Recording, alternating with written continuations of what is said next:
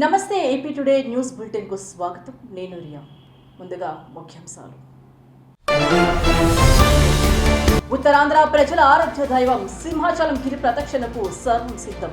ఏర్పాట్లపై అధికారులతో సమీక్షించిన హోంమంత్రి వంగల్పూడి అనిత. కేంద్ర విద్యాశాఖ మంత్రి ధర్మేంద్ర ప్రధాన్ రాజీనామాను ఆమోదించిన రాష్ట్రపతి. సీనియర్ మంత్రి ప్రహ్లాద్ జోషికి అదనపు బాధ్యతలు అప్పగించిన ప్రధాని. ఆంధ్రప్రదేశ్లో ముగిసిన ప్రత్యేక ఓటరు జాబితా సవరణ ప్రక్రియ. 44,71,523 మంది ఓటర్ల అన్కలెక్టబుల్ గా గుర్తింపు. పార్వతీపురం, మన్యం జిల్లాలలో అడవి ఏనుగుల సమస్య పరిష్కారానికి కీలక ముందడుగు. సీతానగరం మండలం అయ్యప్పపేట చేరుకున్న పలమనూరు నుంచి తీసుకొచ్చిన కుంకి ఏనుగులు. ఇక వివరాలు చూద్దాం. ఉత్తరాంధ్రలో అత్యంత పవిత్రమైన ఆధ్యాత్మిక వేడుకల్లో ఒకటైన సింహాచలం గిరి ప్రదక్షిణకు సర్వం సిద్ధమైంది. లక్షలాది మంది భక్తులు పాల్గొనే ఈ మహాప్రదక్షిణ కోసం ప్రభుత్వం, జిల్లా యాంత్రాంగం విస్తృత ఏర్పాట్లు చేసింది. ఆషాఢ పౌర్ణమి సందర్భంగా జరిగే సింహాచలం గిరి ప్రదక్షిణకు ప్రత్యేక ఆధ్యాత్మిక ప్రాధాన్యం ఉంది. సుమారు 32 కిలోమీటర్ల మేర సింహగిరిని ప్రదక్షిణ చేసే స్వామివారి అనుగ్రహం లభిస్తుందని భక్తుల విశ్వాసం. ఈసారి సుమారు 5 నుంచి 6 లక్షల మంది భక్తులు పాల్గొనే అవకాశం ఉందని అధికారులు అంచనా వేస్తున్నారు. భక్తులకు ఎలాంటి అసౌకర్యం కలగకుండా ప్రభుత్వం అన్ని శాఖల సమన్వయంతో ఏర్పాట్లు చేసింది. 28 సహాయ కేంద్రాలు, 7 కంట్రోల్ రూమ్లు, 31 వైద్య శిబిరాలు, 22 అంబులెన్స్లు, తాగునీటి కేంద్రాలు, తాత్కాలిక మరుగుదొడ్లు అందుబాటులో ఉంచారు. 2,700 మంది పోలీసులతో పాటు మొత్తం 5,000 మంది సిబ్బందిని సేవలు అందించనున్నారు. రద్దీని దృష్టిలో పెట్టుకొని ప్రత్యేక ట్రాఫిక్ ప్రణాళిక అమలు చేస్తున్నారు. అదనపు సీసీ కెమెరాలతో నిరంతర పర్యవేక్షణ, ప్రత్యేక ఆర్టీసీ బస్సులు, సముద్ర స్నానాల వద్ద భద్రతా ఏర్పాట్లు చేశారు. గిరి ప్రదక్షిణ మార్గం పరిధిలోని 221 పాఠశాలలు, కళాశాలలకు ఈ నెల 28న స్థానిక సెలవు ప్రకటించారు. గిరి ప్రదక్షిణ మార్గం పరిధిలోని 221 పాఠశాలలు, కళాశాలలకు ఈ నెల 28న స్థానిక సెలవు ప్రకటించారు.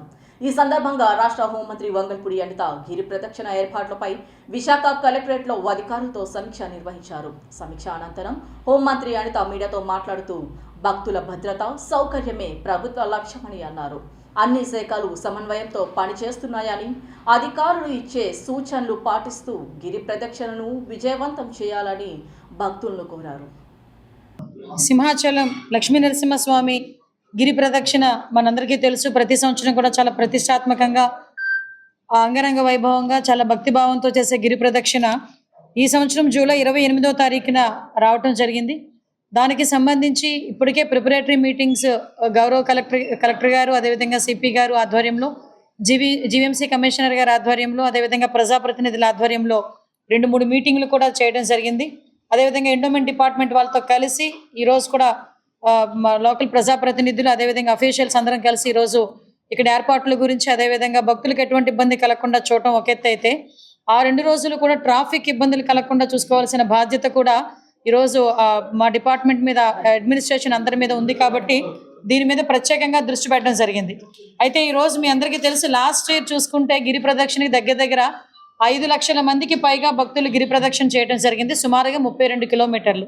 ఎంత భక్తిభావంతో చేస్తారంటే మధ్యాహ్నం మొదలైన గిరి ప్రదక్షిణ నెక్స్ట్ డే మార్నింగ్ వరకు కూడా జరుగుతూనే ఉంటుంది. నిజంగా ఆ టైంలో 32 కిలోమీటర్లు కూడా జనసందోహంతో ఎక్కడిదక్కడ ప్రజలు కూడా నడుస్తూ భక్తిభావంతో ముందుకెళ్ళి ఆ నరసింహస్వామిని తలుచుకుంటూ ముందుకెళ్లే పరిస్థితి కూడా మనందరికీ కూడా తెలుసు. దాని నేపథ్యంలోనే 32 కిలోమీటర్లు ఏదైతే గిరి ప్రదక్షిణ రూట్ ఉందో, ఆ రూట్ ఇప్పటికే డిపార్ట్మెంట్ వాళ్ళు, అదేవిధంగా ప్రజాప్రతినిధులు ఇప్పటికే జాయింట్ ఇన్స్పెక్షన్స్ కూడా చేయడం జరిగింది. జాయింట్ ఇన్స్పెక్షన్స్ చేయడమే కాకుండా కొన్ని చోట్ల ఏదైనా ఇబ్బందులు ఉంటే కనుక డిపార్ట్మెంటల్ కోఆర్డినేషన్తో ఎక్కడ కూడా భక్తులు నడిచేటప్పుడు ఎటువంటి ఇబ్బంది కలగకుండా చూసుకోవాల్సిన బాధ్యత కూడా తీసుకున్నారు. మళ్ళీ ఇంకొక 2 జాయింట్ కమిటీ మీటింగ్స్ కూడా, అంటే ఇన్స్పెక్షన్ కూడా చేసుకొని మిగతా అవన్నీ కూడా ఎక్కడైనా వర్క్ పెండింగ్ ఉంటే కూడా అవి కూడా పూర్తి చేసుకుంటారు. వీటితో పాటు అప్రాక్సిమేట్లీ స్వామివారి రథం మనకి తొలిపావంచ దగ్గర 2 గంటలకి అక్కడ నుంచి స్టార్ట్ అవుతుంది. సో అక్కడ నుంచి స్టార్ట్ అయ్యే గిరి ప్రదక్షిణ నెక్స్ట్ డే మార్నింగ్ కూడా అప్ టు 9:30, 10 వరకు కూడా సాగుతూనే ఉంటుంది. అయితే అక్కడ మనకి తొలిపావంచ దగ్గర చాలా మంది కొబ్బరికాయలు కొట్టే పరిస్థితి కూడా అక్కడ ఉంటుంది. కాబట్టి దగ్గర 50 క్యూ లైన్స్తో 120 ఐరన్ స్టాండ్స్తో కలిపి అక్కడ క్యూ లైన్స్ కూడా ఏర్పాటు చేయడం జరిగింది. భక్తులు ఎవరు కూడా ఎటువంటి ఇబ్బందులు పడకుండా అక్కడికి వచ్చి వాళ్ళు మొక్కులు తీర్చుకొని మళ్ళీ స్టార్ట్ అయ్యే పరిస్థితి కూడా కనిపిస్తూ ఉంది. అదేవిధంగా ఒకటి సెంటర్ మనకి కమాండ్ కంట్రోల్ రూమ్స్ కూడా ఓవరాల్గా చెప్పాలంటే 28 స్టాల్స్ ఏర్పాటు చేయడం జరిగిందండి. 32 కిలోమీటర్లు మొత్తం అంతా కూడా అదంతా నడిచే దారి అంతా వాటిలో 28 స్టాల్స్ హెల్పింగ్ సెంటర్స్ కూడా ఏర్పాటు చేయడం జరిగింది. కేంద్ర రాజకీయాల్లో కీలక పరిణామం చోటు చేసుకుంది. కేంద్ర విద్యాశాఖ మంత్రి ధర్మేంద్ర ప్రధాన్ రాజీనామా చేయడంతో ఆ శాఖ అదనపు బాధ్యతలను సీనియర్ మంత్రి ప్రహ్లాద్ జోషికి ప్రభుత్వం అప్పగించింది. ప్రధానమంత్రి నరేంద్ర మోదీ సిఫారసు మేరకు రాష్ట్రపతి ద్రౌపది ముర్ము ఈ నిర్ణయం తీసుకున్నారు. ధర్మేంద్ర ప్రధాన్ రాజీనామాను రాష్ట్రపతి తక్షణమే ఆమోదించగా ప్రస్తుతం వినియోగదారుల వ్యవహారాలు, ఆహార ప్రజా పంపిణీ, నూతన పునరుత్పాదక ఇంధన శాఖలను నిర్వహిస్తున్న ప్రహ్లాద్ జోషికి విద్యాశాఖ అదనపు బాధ్యతలు అప్పగించారు. కర్ణాటకకు చెందిన సీనియర్ బీజేపీ నాయకుడు ప్రహ్లాద్ జోషి 6 సార్లు లోక్సభ సభ్యుడిగా ఎన్నికయ్యారు. గతంలో పార్లమెంటరీ వ్యవహారాలు, బొగ్గు గనుల శాఖలను కూడా విజయవంతంగా నిర్వహించారు. పరిపాలన అనుభవం దృష్ట్యా విద్యాశాఖ బాధ్యతలను ఆయనకు అప్పగించినట్లు కేంద్ర వర్గాలు పేర్కొన్నాయి. బాధ్యతలు స్వీకరించిన అనంతరం ప్రహ్లాద్ జోషి మాట్లాడుతూ ప్రధానమంత్రి తనపై ఉంచిన విశ్వాసాన్ని నిలబెట్టుకుంటానని, వినయంతో విద్యాశాఖ బాధ్యతలను నిర్వహిస్తానని తెలిపారు. విద్యా వ్యవస్థను మరింత పారదర్శకంగా, సమర్థవంతంగా తీర్చిదిద్దేందుకు కృషి చేస్తానని చెప్పారు. కాగా ధర్మేంద్ర ప్రధాన్ రాజీనామా అనంతరం విద్యాశాఖలో చోటు చేసుకున్న ఈ మార్పు జాతీయ స్థాయిలో ప్రాధాన్యత సంతరించుకుంది. కొత్త బాధ్యతలతో ప్రహ్లాద్ జోషి తీసుకునే నిర్ణయాలపై ఇప్పుడు దేశవ్యాప్తంగా ఆసక్తి నెలకొంది. ఆంధ్రప్రదేశ్లో ప్రత్యేక ఓటర్ జాబితా సవరణ ప్రక్రియ గడువు ముగిసింది. రాష్ట్ర వ్యాప్తంగా డిజిటలైజేషన్ ప్రక్రియను ఎన్నికల సంఘం పూర్తి చేసింది. ఈ ప్రక్రియలో 44,71,523 మంది ఓటర్లు అన్కలెక్టబుల్ గా గుర్తించబడ్డారు. ఇది రాష్ట్ర మొత్తం ఓటర్లలో 10.74% ఉంది. చిరునామా మారడం, అందుబాటులో లేకపోవడం, ఇతర ప్రాంతాలకు వెళ్లిపోవడం వంటి కారణాలతో వీరిని అన్కలెక్టబుల్ జాబితాలో చేర్చినట్లు అధికారులు తెలిపారు. ఈ నెల 31న ముసాయిదు ఓటర్ జాబితా విడుదల కానుండగా అభ్యంతరాలు, క్లెయిమ్లు పరిశీలన అనంతరం అక్టోబర్ 3న తుది ఓటర్ జాబితాను ఎన్నికల సంఘం విడుదల చేయనుంది. తమ వివరాలను ప్రతి ఓటర్ తప్పనిసరిగా పరిశీలించుకోవాలని అధికారులు సూచించారు. పార్వతీపురం, మన్యం జిల్లాలలో అడవి ఏనుగుల సమస్య పరిష్కారానికి కీలక అడుగు పడింది. పలమనూరు నుంచి తీసుకొచ్చిన జయంత్, అభిమన్యు అనే 2 కుంకి ఏనుగులు సీతానగరం మండలం అప్పయ్యపేట ఎలిఫెంట్ జోన్కు చేరుకున్నాయి. ఎమ్మెల్యే విజయ్ చంద్ర ఆధ్వర్యంలో కుంకి ఏనుగులకు ఘన స్వాగతం పలికారు. వీటికి అవసరమైన ఆహారాన్ని ఫారెస్ట్ అధికారులు సిద్ధం చేశారు. జిల్లాల్లో సంచరిస్తూ ప్రజలు, రైతులను భయభ్రాంతులకు గురిచేస్తున్న అడవి ఏనుగులను త్వరలో కుంకి ఏనుగుల సహాయంతో ఎలిఫెంట్ జోన్లోకి తరలిస్తామని చీఫ్ ఫారెస్ట్ ఆఫీసర్ జీవి రాజు తెలిపారు. ఈ సందర్భంగా కుంకి ఏనుగులను పంపించిన ఉప ముఖ్యమంత్రి పవన్ కళ్యాణ్ కు ఎమ్మెల్యే విజయ్ చంద్ర కృతజ్ఞతలు తెలిపారు. ఇక్కడ ఉన్న ఏనుగుల్ని కొంతవరకు మచ్చిక చేసుకుని ఇక్కడ ఉండే ప్రాబ్లమ్స్కి లేకుండా చేయడానికి ఏనుగుల్ని ఆల్రెడీ తీసుకురావడం జరిగింది. మన డిప్యూటీ సీఎం పవన్ కళ్యాణ్ గారి ఆదేశాలతోటి ఇక్కడికి వచ్చినాయండి. ఇప్పుడు ఇక్కడ క్యాంపులో పెట్టడం జరిగింది. ఆల్రెడీ క్యాంప్ తయారు చేశాం. ఈ క్యాంపులో ఇవి ఉంటాయండి. ఏదన్నా ప్రాబ్లం వచ్చినా కానీ, ఏదైనా ఇమీడియట్ యాక్షన్ కావాల్సినా కానీ వీటిని రంగంలోకి దింపి వాటిని ఎలా పట్టుకోవాలి ఏంటి అనేది ఇంకా ఫర్దర్గా చేయడం జరుగుతుంది. కొన్ని రోజులు ఇవి ఇక్కడ ఎక్కడిష్టం అవ్వాలి ఈ ఏరియాకి, ఈ వాతావరణానికి. ఇది అయిన తర్వాత కొన్ని రోజులు ఇటు ఇక్కడ అన్నీ తిప్పిన తర్వాత కొంత మళ్ళీ ఆ ఏనుగుల దగ్గరికి కూడా తీసుకెళ్ళడం జరుగుతుంది. అంటే ఇప్పుడే కాదు, కొంత టైం పడుతుంది. ఏదైనా ఏనుగులు రావడం మీ అందరికీ శుభసూచకం. ఎందుకంటే ఏదైనా ప్రాబ్లం వచ్చినా కానీ వెంటనే ఇమీడియట్గా యాక్షన్లో చేయడం జరుగుతుంది. ఎందుకంటే ఇవి కుంకి ఎలిఫెంట్స్, వీటికి ఆల్రెడీ అన్నీ మనం ఏం చెప్పినా కానీ, అదే వాళ్ళు ఏం చెప్పినా కానీ అర్థం చేసుకుని వాటి పని చేస్తూ ఉంటాం.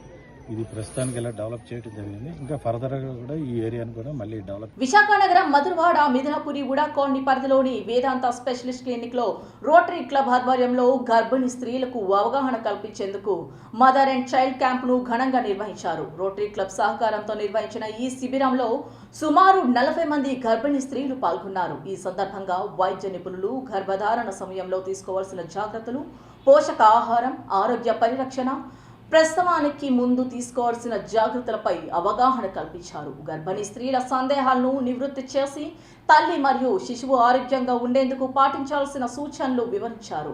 అనంతరం గర్భిణీ స్త్రీలకు బేబీ కిట్లను అందజేశారు. ఈ కార్యక్రమం గర్భిణీ స్త్రీలకు ఎంతో ఉపయోగకరంగా నిలిచిందని నిర్వాహకులు తెలిపారు. ఈ కార్యక్రమంలో director doctor Sivakundarapu, doctor Prakash Lalam, gynaecologist doctor Devani, Rotary Club for city శాఖ ప్రతినిధులు, అధ్యక్షులు ఎస్ఎస్ఎన్ రాజు, కార్యదర్శి I Bhaskar Rao, assistant governor Ramakrishna, public image director Ladi Kishore Kumar, పదుల సంఖ్యలో డైరెక్టర్లు, క్లబ్ మెంబర్స్, వేదాంత హాస్పిటల్ సిబ్బంది తదితరులు పాల్గొన్నారు.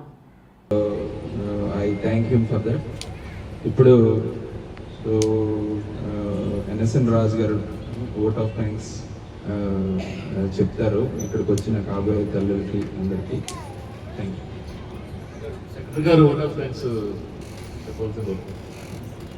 విశాఖ జిల్లా పెందుర్తి ఎంఆర్ఓ ఇంటి వెంకట అప్పారావు భూ అక్రమదారులు దౌర్జన్యానికి పాల్పడ్డారు.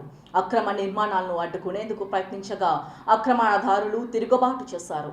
పెందుర్తి మండలం చిన్న ముసిడివాడ 97వ వార్డు పరిధిలో ఉన్న సర్వే నంబర్ 185 ప్రభుత్వ భూమిలో అక్రమ నిర్మాణాలు చేపడుతున్నారంటూ ఫిర్యాదులు అందడంతో నేరుగా తహసీల్దార్ వెంకట అప్పారావు సిబ్బందితో కలిసి అక్రమ నిర్మాణం జరుగుతున్న స్థలం వద్దకు చేరుకున్నారు. ప్రభుత్వ స్థలంలో అక్రమ నిర్మాణాలు గుర్తించి వెంటనే చర్యలు తీసుకోవాల్సిందిగా తమ సిబ్బందికి ఆదేశాలు జారీ చేశారు. దీంతో రెవెన్యూ సిబ్బంది అక్రమాన్ని తొలగించడానికి ప్రయత్నించగా ముందస్తు ప్రణాళికతో ఉన్న అక్రమదారులు రెవెన్యూ సిబ్బందిని తోసేశారు. అలాగే ఎంఆర్ఓ పైన తిరుగుబాటు చేశారు. తహసీల్దార్ కారులో ఉన్నప్పటికీ కార్ని కదలనివ్వకుండా అడ్డగించారంటే ఏ స్థాయిలో దాడికి కుట్ర చేశారో తెలుస్తుంది. ఈ హఠాత్ పరిణామంతో ఒక్కసారిగా ఉలిక్కిపడ్డ రెవెన్యూ సిబ్బంది స్థానిక పోలీసులకు ఫిర్యాదు అందించారు. మండల మేజిస్ట్రేట్ పై జరిగిన ఈ తిరుగుబాటు స్థానికంగా సంచలనంగా మారింది. ఈ తిరుగుబాటు వెనుక అసలు సూత్రధారులుగా 6 వ్యక్తులను గుర్తించిన పోలీసులు వారిపై కేసు నమోదు చేసి దర్యాప్తు చేపట్టారు. మరోవైపు పెందుర్తిలో చెరువు ప్రభుత్వ భూముల కబ్జాకు అదుపు లేకుండా పోయిందనే ప్రచారం జరుగుతుంది. ఇప్పటికైనా రెవెన్యూ అధికారులు స్పందించి ఇటువంటి భూ కబ్జాదారులపై ల్యాండ్ గ్రాబింగ్ కేసులు పెట్టాలని స్థానికులు కోరుతున్నారు. అండి నిన్న నేను ఒక 4:30 సమయంలో ఉలగనపాలెంలో రెగ్యులర్గా మాకు ప్రతి మండే పెడుతున్న టీజీఆర్ఎస్ విచారణ నిమిత్తం మన విఆర్ఓ రమేష్ నాయుడు విఆర్ఏతో కలిసి ఫీల్డ్ విచారణకి హాజరవడం జరిగింది. ఆ విచారణ చేస్తున్న సందర్భంలోనే మాకు ఒక కాల్ వచ్చింది మా విఆర్ఓకి. విఆర్ఓ గారు ఇలాగ పలానా 185 సర్వే నెంబర్లోనే ఇల్లు కడుతున్నారు అక్రమంగా ప్రభుత్వ భూమి తెలియగానే విఆర్ఓని విఆర్ఏని తీసుకొని నేను ఆ సంఘటన స్థలానికి వెళ్ళడం జరిగింది. ఇక్కడ కడుతున్న తాపి మేస్త్రులు కూలోళ్ళందరినీ కూడా బయటకు పంపించేసి మా విఆర్ఓ అండ్ విఆర్ఏ ఇద్దరు కలిసి ఆ లోపలికి వెళ్ళి ఆ గోడ ఇటుకల్ని కడుతున్న ఇటుకల్ని బయటకు తోడిస్తున్నప్పుడు ఆ చుట్టుపక్కల చిన్నపిల్లలు ఉన్నారు, వాళ్ళ మీద పడిందనే అపోహతోటి అక్కడ ఉన్న ఆడవాళ్ళు మగవాళ్ళు పరిగెత్తుకొని వచ్చి మా విఆర్ఓని విఆర్ఏని ఆ లోపల అడ్డుకోవడం జరిగింది. అంతలోకి నేను వెళ్ళి వాళ్ళందరినీ పిలిపించి మాట్లాడినా వినకుండా అల్లరి చేసి గొడవ చేస్తున్నారు. నేను సరేలే అని చెప్పి నేను నా కారులో కూర్చున్నాను. కారు తీసుకొని నేను ఆఫీస్కి వద్దాం అనుకుంటే కారు కూడా వెళ్ళకుండా అడ్డుపడడంతో నేను ఏ గారికి ఫోన్ చేసి నేను 4 పోలీసులు పంపించడం జరిగింది. అక్కడ వాళ్ళందరినీ తొలగించి నేను ఆఫీస్కి వచ్చున్నాను. ఈ సంఘటనలో ఎవరైతే దురుసుగా ప్రవర్తించారో వాళ్ళందరినీ ఐడెంటిఫై చేయడం జరిగింది. ఒక 6గురిని. ఆ 6గురి మీద ఎఫ్ఐఆర్ ఏమని సిఐ గారికి ఈరోజు నేను లెటర్ పంపించాను. దాని ప్రకారంగా విభూషణ్ అనే ఎస్ఐ గారు దాన్ని శ్రీ సత్యసాయి జిల్లా మడకసిర కెనరా బ్యాంక్ లో గోల్డ్ లోన్ కుంభకోణం వెలుగులోకి రావడం సంచలనం సృష్టించింది. బ్యాంక్ లో గోల్డ్ అప్రైజర్ పనిచేస్తున్న సుందరిచారి నకిలీ బంగారాన్ని అసలైనదిగా చూపించి బ్యాంక్ అధికారులను బురిడి కొట్టించినట్లు పోలీసుల సమాచారం. ప్రాథమిక సమాచారం ప్రకారం 7 ఖాతాదారుల పేర్లపై ఏకంగా 12 నకిలీ గోల్డ్ లోన్ ఖాతాలను సృష్టించి వాటి ద్వారా సుమారు 71 లక్షల వరకు రుణాలు తీసుకున్నట్లు గుర్తించారు. బ్యాంక్ అధికారులు నిర్వహించిన తనిఖీలో ఈ భారీ మోసం బయటపడడంతో ఉన్నతాధికారులు రంగంలోకి దిగారు. గోల్డ్ లోన్ లావాదేవీలకు సంబంధించిన అన్ని రికార్డులను స్వాధీనం చేసుకొని లోతుగా విచారణ చేపట్టారు. ఇదిలా ఉండగా ప్రధాన నిందితుడిగా భావిస్తున్న గోల్డ్ అప్రైజర్ సుందరచారి పరారీలో ఉన్నట్లు పోలీసులు తెలిపారు. బ్యాంక్ అధికారుల ఫిర్యాదు మేరకు మడకసిర పట్టణ పోలీస్ కేసు నమోదు చేసి నిందితుడి కోసం గాలింపు చర్యలు ముమ్మరం చేశారు.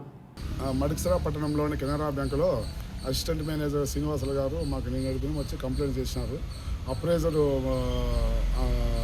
లోన్ 7 మందితో కలిసి 12 లోన్లు తీసుకొని 70,66,000 అమౌంట్ ఫ్రాడ్ చేసినామని కంప్లైంట్ చేసినారు. నకిలీ బంగారు తీసుకున్నాడు. అమౌంట్ విషయంలో ఆయన కంప్లైంట్ చేసినాడు. ఈ విషయం పై అధికారులు తెలిపి నేను అతనిపైన కేసు కట్టి దర్యాప్తు చేస్తున్నాను. అప్రైజర్ ఆయన పరారీలో ఉన్నాడు. ఆయన ఇంతవరకు మాకు అతను ఆచూకీ. అతను కూడా అతని ఆఫీసర్లో చెప్పి అతనికి పట్టుకునే ప్రయత్నం చేసి ఆఫీసర్ల ఉత్తర్వు మేరకు కేసు రిజిస్టర్ చేసినాము. తర్వాత కోర్టుకు పంపినాము. ఇది విషయం. కోనసీమ జిల్లా కాట్రేనికోని మండలంలోని ప్రముఖ పుణ్యక్షేత్రం కొండలేశ్వర ఆలయంలో భిక్షాటనతో జీవనం సాగిస్తున్న 2 సాధువులు తమ సేవాభావంతో అందరి ప్రశంసలు అందుకున్నారు. ఆలయం వద్ద భక్తులు ఇచ్చే భిక్ష ప్రసాదాలతో జీవిస్తున్న జోగయ్య, శ్రీను అనే సాధువులు తొలి ఏకాదశి సందర్భంగా ఆలయ ఆవరణలో భక్తులకు అన్నదానం నిర్వహించారు. సుమారు 300 మందికి పైగా భక్తులకు స్వయంగా వడ్డించి భోజనం పెట్టారు. ఈ అన్నదాన కార్యక్రమానికి సుమారు 30,000 రూపాయల వరకు ఖర్చు చేసినట్లు వారు తెలిపారు.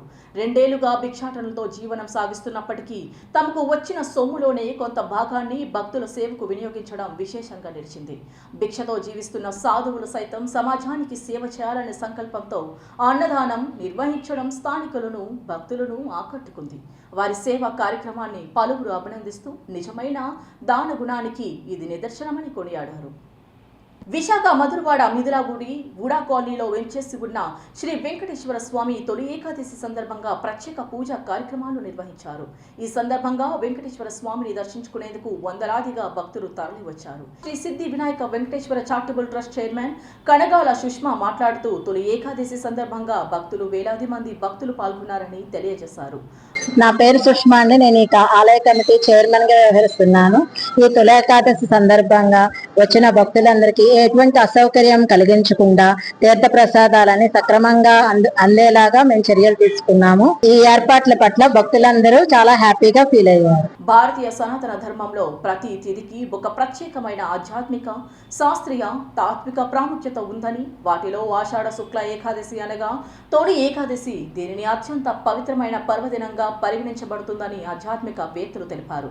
ఈ రోజునే శ్రీ మహావిష్ణువు యోగ నిద్రలోకి ప్రవేశిస్తారని, ఈ రోజు నుంచే చతుర్వాస్య వ్రతాలు ప్రారంభమవుతాయని తెలియజేశారు. ఈ కార్యక్రమంలో ఆలయ ప్రధాన అర్చకులు K Sampath Kumar, chairman Sushma, vice chairman Maggari Venkatrao, secretary Veella Chakradhar, joint secretary Shyam Sundarrao, treasurer Satyanarayana, committee సభ్యులు, భక్తులు పాల్గొన్నారు. ఓం నమో వెంకటేశాయ. ఈ గుడి వచ్చే సంవత్సరానికి అంటే 2027కి 30 వసంతాలు పూర్తి చేసుకుంటుంది అనమాట. యాక్చువల్గా ఇది వచ్చే 30 సంవత్సరాలకి వినాయకుడి గుడి ముందు అది 1997లో ప్రారంభించి మొదటి వినాయక చవితి చేయడం జరిగింది. ఈ సంవత్సరానికి 29 వినాయక చవితి జరుగుతుంది. 2027 సంవత్సరానికి 30 వినాయక చవితి జరుగుతుంది. ఆ రోజు కేవలం కొండలో గుట్లో ఉండి ఇప్పుడు ఏంటంటే అనేక రకాల భక్తులు వచ్చేసారు, వేల కొలది జనం. ఈ రోజు ఉదయం ఈ వెంకటేశ్వర స్వామి గుడి వచ్చే సంవత్సరానికి 20 సంవత్సరాలు పూర్తి చేసుకుంటాము. వచ్చే సంవత్సరానికి 20 సంవత్సరాలు అంటే 20 వసంతాలు మన భూమి ఎలా సాయం అయితే వై వెంకటేశ్వర స్వామి ఈ యొక్క గుడి 20 సంవత్సరాలు పూర్తి చేసుకుంటుంది అనమాట. ఈ 20 సంవత్సరాల్లోనూ కూడా మొదట 10 మంది కూడా రావడానికి ఎక్కడుందో గుడి అని మేము చెప్పినా సరే వచ్చేవారు కాదు. ఈ రోజు ఉదయం 5:30 నుంచి ఇప్పటికే ఒక 5,000 నుంచి 5,500 మంది వరకు, ఇంకా 11 కూడా కాలేదు సమయం, 5,500 మంది వరకు దర్శనం చేసుకున్నారు. ఈ యొక్క తొలి ఏకాదశి అనగా ఆషాఢ శుద్ధ ఏకాదశి పర్వదినం సందర్భంగా తొలి ఏకాదశి అంటారు. ఈనాటి నుండి కార్తీక శుద్ధ ఏకాదశి వరకు స్వామి యోగ నిద్రలోకి వెళ్తారు కాబట్టి దీన్ని చాతుర్మాసము అని కూడా అంటారు. కనుక ఈనాటి నుండి దీన్ని శయన ఏకాదశి అని, కార్తీక శుద్ధ ఏకాదశి రోజున ఉత్థాన ఏకాదశి అంటారు. కనుక స్వామి ఈ 4 నెలల్లో కూడా వైకుంఠంలో యోగ నిద్రలో ఉండటంతో ఋషులందరూ కూడా స్వామి యొక్క దర్శనం లేక అందరూ కూడా విచారిస్తూ ఉంటారు. అందుకే దీని తర్వాత వచ్చేటువంటి కార్తీక శుద్ధ ఏకాదశి రోజు స్వామి నిద్ర లేచిన తర్వాత ముక్కోటి ఏకాదశి పర్వదినం సందర్భంగా ఈ యొక్క 3 కోట్ల మంది దేవతలు కూడా ఆ రోజు దర్శనం చేసుకుంటారు. కనుక దాని ఉత్తరధార దర్శనం అంటాం. కనుక దీన్ని ఆషాఢ శుద్ధ ఏకాదశి, తొలి ఏకాదశి, దీన్ని మనం యోగ నిద్రలోకి వెళ్ళడంతో దీన్ని శయన ఏకాదశి అంటాం. అనకాపల్లి జిల్లా నక్కపల్లి మండలం ఉపమాక అగ్రహారంలో గరుడాద్రిపై వెలిసిన శ్రీ లక్ష్మీ సమేత కల్కి వెంకటేశ్వర స్వామి వారిని గిరి ప్రదక్షిణ మహోత్సవం అత్యంత వైభవంగా జరిగింది. తొలి ఏకాదశి సందర్భంగా జరిగిన ఈ పవిత్ర గిరి ప్రదక్షిణలో ఆలయ ప్రధాన అర్చకులు, దేవస్థాన కమిటీ సభ్యులు, స్థానిక ప్రజాప్రతినిధులు, భక్తులు పెద్ద సంఖ్యలో పాల్గొని స్వామివారిని భక్తి శ్రద్ధలతో దర్శించుకున్నారు. గోవింద గోవింద నామస్మరణాల మధ్య భక్తులు గరుడాద్రి చుట్టూ ప్రదక్షిణ చేసి ప్రత్యేక పూజలు నిర్వహించారు. ఆధ్యాత్మిక వాతావరణంలో జరిగిన ఈ మహోత్సవానికి వేలాది మంది భక్తులు హాజరై తమ మొక్కులు చెల్లించుకున్నారు. భక్తుల రద్దీని దృష్టిలో ఉంచుకుని దేవస్థానం అధికారులు తగిన ఏర్పాట్లు చేసి కార్యక్రమాన్ని విజయవంతంగా నిర్వహించారు. అనకాపల్లి జిల్లా నక్కపల్లి మండలం ఉపమాక అగ్రహారంలో గరుడాద్రి పర్వతంపై స్వయం వ్యక్తంగా వేయించేసి ఉన్న తిరుమల తిరుపతి దేవస్థానం వారి అనుబంధ దేవాలయమైన శ్రీ కల్కి వెంకటేశ్వర స్వామి వారి ఆలయంలో ఆషాఢ శుద్ధ ఏకాదశి శయన ఏకాదశి పర్వదినాన్ని పురస్కరించుకుని ఈరోజు విశేషంగా భక్తులు వేలాది మంది భక్తులు స్వామివారిని దర్శించుకున్నారు. దీనిలో భాగంగా తెల్లవారుజామున 3 గంటలకు కొండపై ఉన్నటువంటి గరుడాద్రి పర్వతంపై ఉన్నటువంటి మూలవిరాటుకు విశేష అభిషేక కార్యక్రమంలో అర్చనాది కార్యక్రమంలో నిర్వహించిన తర్వాత రాత్రి వరకు భక్తులందరికీ సర్వదర్శనాలు ఏర్పాటు చేయడం జరిగింది.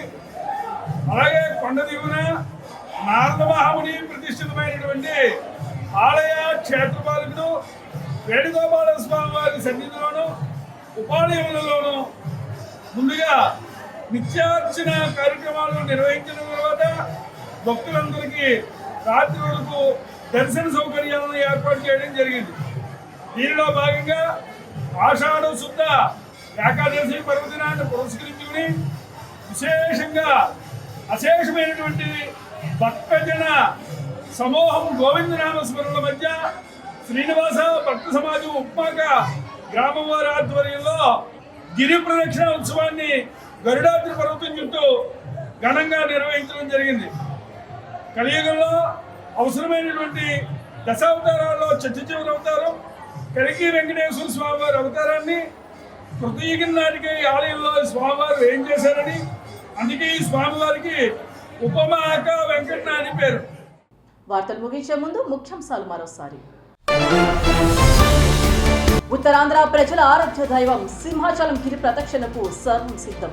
ఏర్పాట్లపై అధికారులతో సమీక్షించిన హోంమంత్రి వంగల్పూడి అనిత. కేంద్ర విద్యాశాఖ మంత్రి ధర్మేంద్ర ప్రధాన్ రాజీనామాను ఆమోదించిన రాష్ట్రపతి. సీనియర్ మంత్రి ప్రహ్లాద్ జోషికి అదనపు బాధ్యతలు అప్పగించిన ప్రధాని. ఆంధ్రప్రదేశ్లో ముగిసిన ప్రత్యేక ఓటరు జాబితా సవరణ ప్రక్రియ. 44,71,523 మంది ఓటర్ల అన్కలెక్టబుల్ గా గుర్తింపు. పార్వతీపురం మన్యం జిల్లాలలో అడవి ఏనుగుల సమస్య పరిష్కారానికి కీలక ముందడుగు. సీతానగరం మండలం అయ్యప్పపేట చేరుకున్న పలమనూరు నుంచి తీసుకొచ్చిన కుంకి ఏనుగులు. ఇవి ఈ రోజు వార్తల అప్డేట్స్. మళ్ళీ అప్డేట్స్తో కలుసుకుందాం. అంతవరకు stay tune to AP today.